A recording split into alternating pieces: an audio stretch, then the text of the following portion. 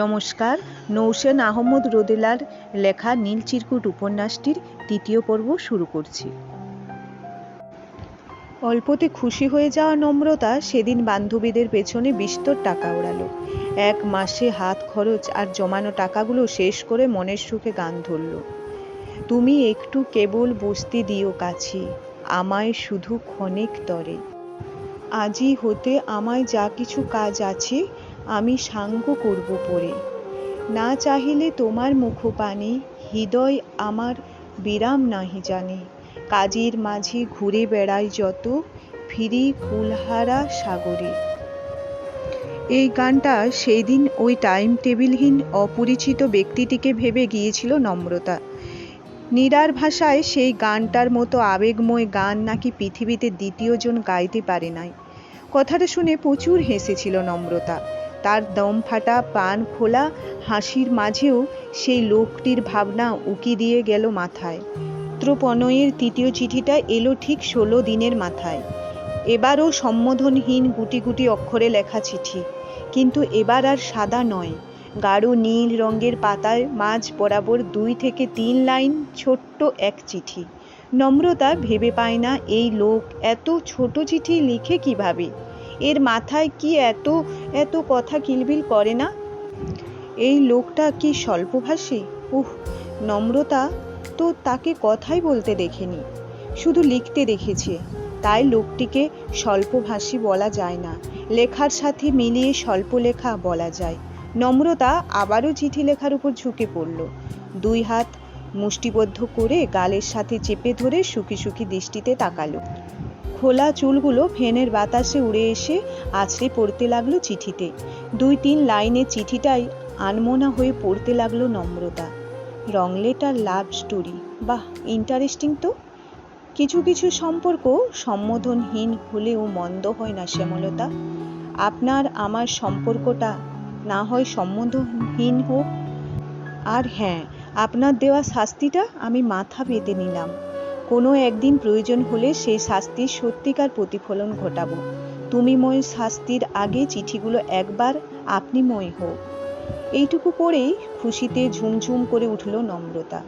ছোট্ট একটু লেখাতে এত আকর্ষণ কি করে ঢেলে দেই এই লোকটির কাছে কি চিঠি মাদক ধরনের কিছু আছে?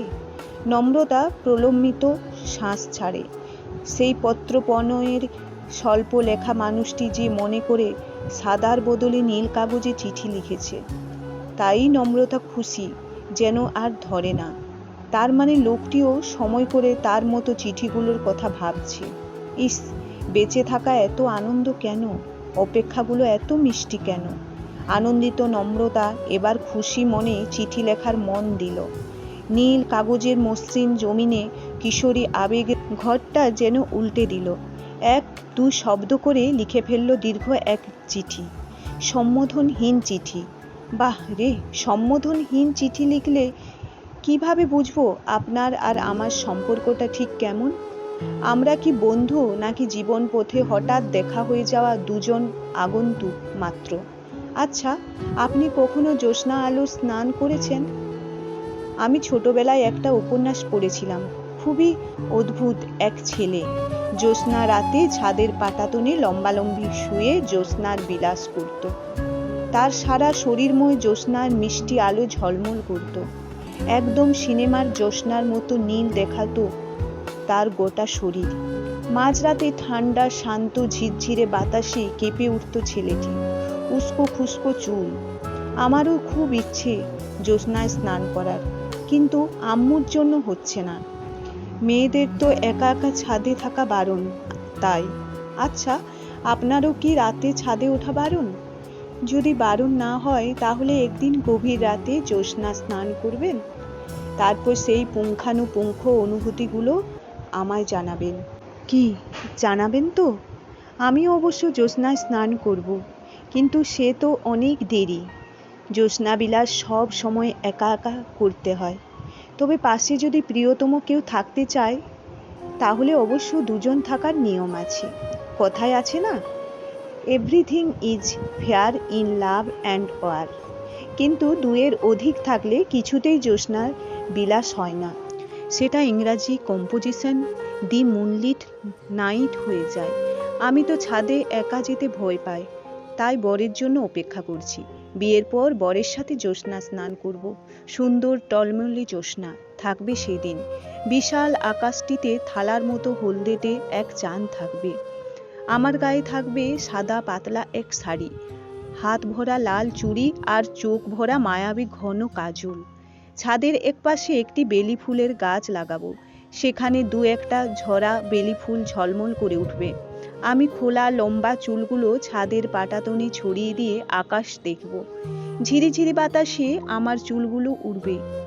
বাতাসটা ভরে যাবে বেলি ফুলের অদ্ভুত সুন্দর ঘ্রাণে।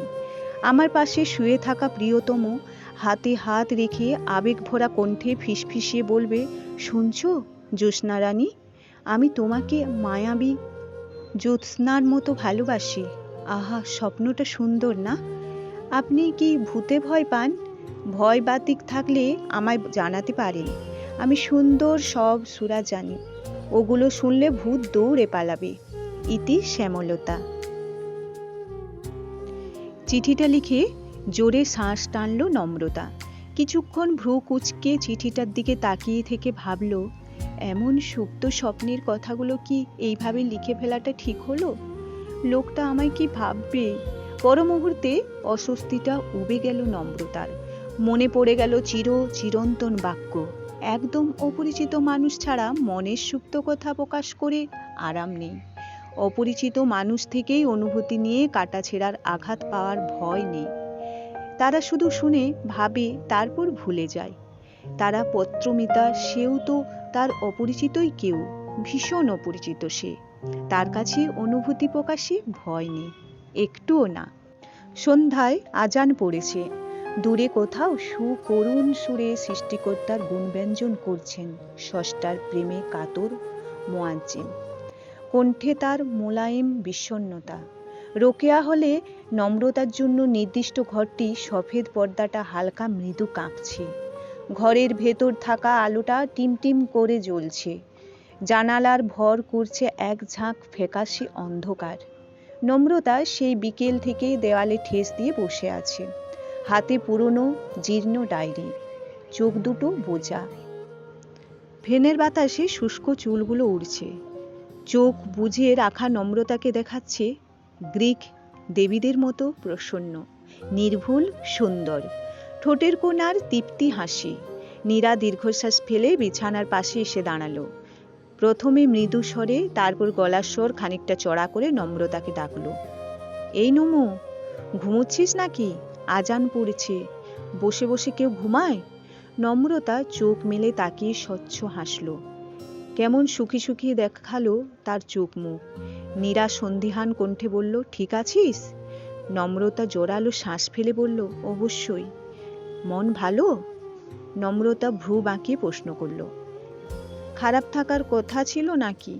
নীরা উত্তর দিল না।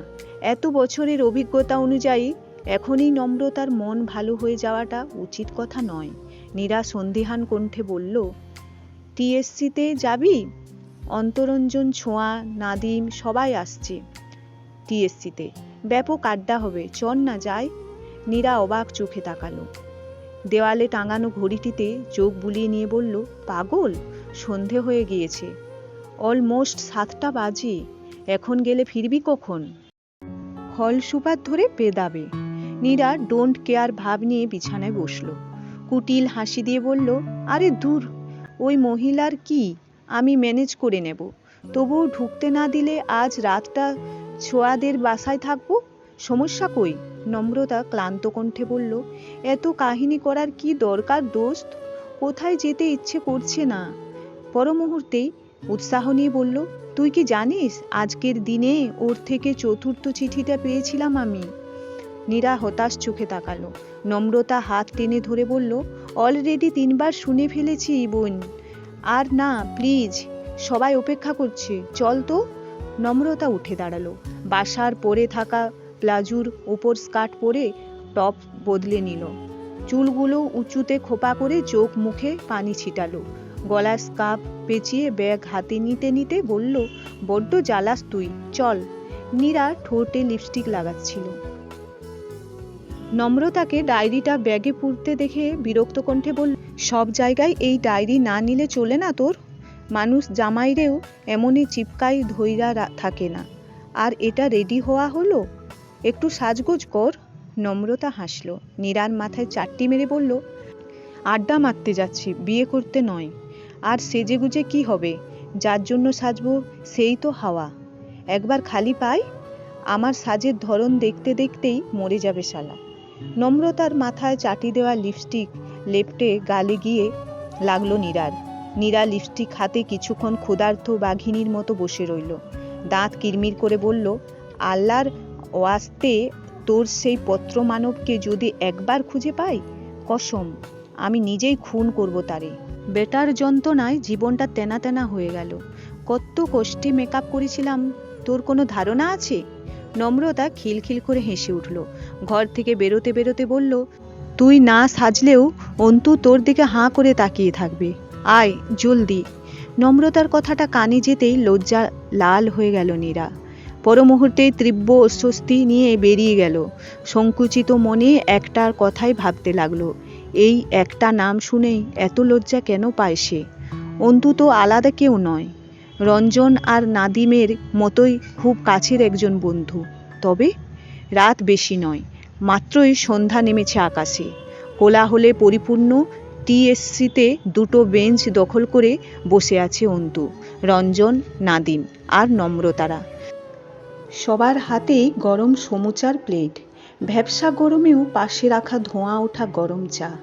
রঞ্জন সমুচায় কামড় দিয়ে গান ধরল, তোমার ঘরে বসত করে কয়জনা, মোর জানো না তোমার ঘরে বসত করে কয়জনা। নাদিম গিটারে টুনটান শব্দ তুলেই মুখ কুচকালো, শার্টের কলার ঝেড়ে পড়ল, শালার গরমে জ্বালায় বাঁচি না বাল, শৈল জৈলা যাইতেছে। ছোঁয়া কপাল কুচকে বলল, ভাষা ঠিক কর, এইসব থার্ড ক্লাস শব্দ আমার সামনে বলবি না। ছোঁয়ার কথায় আকাশ থেকে পড়ল নাদিম, বলল, আমি তোর ভাষায় কোন বা? ছোঁয়া চেঁচিয়ে উঠে বলল, আবার? নাদিম গলা পর্যন্ত উঠে আসা শব্দটা গিলে নিল। মুখ কুচকে চায়ের কাপে চুমুক দিয়ে বিড়বিড় করে বলল, তোর প্রফেসর বাপের খাইসোটে জ্ঞান দেখাস সারাদিন, ভালগা গে না বাল, যা কইলাম না। ছোঁয়া ফুঁসে উঠে বলল, তুই আবার বললি? আর খাইসোটে কি? ছি, বমি আসছে আমার, এত বাজে কথা বলিস তুই? ছোঁয়ার কথায় নাদিমের মাথা ঘুরে যাওয়া উপক্রম। মানে কি? এই মাইয়া বলে কি? সে কি এমন বলল যার জন্য তাকে বমি করে দিতে হবে? একটা সিম্পল কথা নিয়ে এত লাফালাফি কিভাবে পারে এই মেয়ে? এই মেয়েকে তো দিনে রাতে থাপড়ানো উচিত। অসহ্য। অন্তু সমুচায় কামড় দিতে দিতে উদাস কণ্ঠে বলল, ওরে ছাড় তো, রঞ্জন গান ধরবে, তুই সুর তোল, পুরাই ছেঁকা টাইপ গান, বুঝলি? অনার্স থার্ড ইয়ারে উঠেই যদি জুনিয়রদের প্রেমলীলা দেখেই বুড়ো হতে হয়, তাহলে এই জীবন রেখে লাভ কি? এই নমো, তোদের কি একটুও মায়া হয় না? বন্ধু সিঙ্গেল থাকতে থাকতে ডিপ্রেশনে চলে যাচ্ছে, একটা মেয়েটে তো ওর জন্য খুঁজে দিতে পারিস নাকি? স্বার্থপর।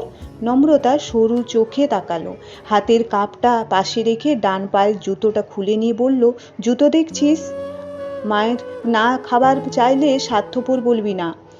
এই 3 বছরে কম ট্রাই করছি, তোর তো কোনোটাই মন ভরে না। অন্তু কিছু বলার আগেই লাফিয়ে উঠল নীরা। আশেপাশে তাকিয়ে কিছু একটা লক্ষ্য করে বলল, আশেপাশে বহুত মেয়ে আছে দোস্ত, তুই খালি চুজ কর, পটাই দেওয়ার দায়িত্ব আমাগো, যেমনই হোক পটামো। যা। অন্তু আহত দৃষ্টিতে তাকালো। সেই দৃষ্টিকে সম্পূর্ণ উপেক্ষা করে এদিক ওদিক থাকা মেয়েদের নিয়ে পর্যালোচনায় ব্যস্ত হয়ে পড়ল নীরা। অন্তুর চোখে মুখে ফুটে উঠল হতাশার ছাপ। ভার্সিটির প্রথম বছর থেকেই নীরার প্রতি দুর্বলতা প্রদর্শন করে আসছে অন্তু।